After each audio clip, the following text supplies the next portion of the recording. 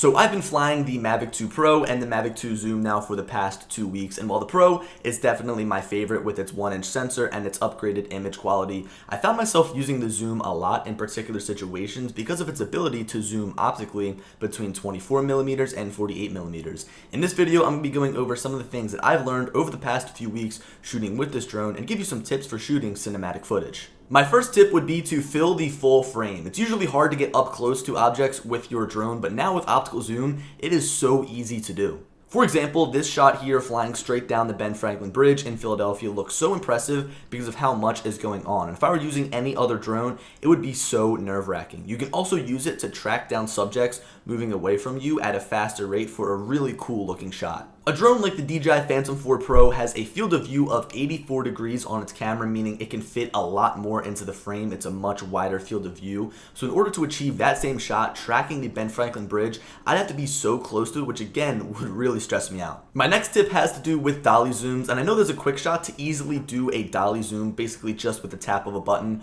but I would really encourage you to learn how to do dolly zooms manually. In my experience, when using the dolly zoom quick shot, it sometimes zooms in way too fast and doesn't give me the results that I was looking for. By flying backwards on my own, I'm able to control the speed of the zoom, thus giving me the shot that I want. I'm also able to achieve this dolly effect in certain scenarios where I'm flying at faster speeds and begin to zoom out ever so slightly for that perfect looking shot. My next tip would be to use the zoom feature to make it look like you're somewhere where you're not. Let me explain. In this example, it might look like I'm inside of the building, but my drone was able to stay safely outside of the building while just zooming in. I do a lot of flying around smokestacks, and some of my favorite shots include the drone coming straight up out of the stack. Being able to zoom in this case would make for an epic shot as it looks like the drone is coming up out of the stack. The final tip that I have for you, and this actually might be the most important, is learn how to precisely control the wheel that controls the zoom. A few of my shots have been ruined because I've either zoomed in too fast or zoomed in too slow, and also sometimes I come to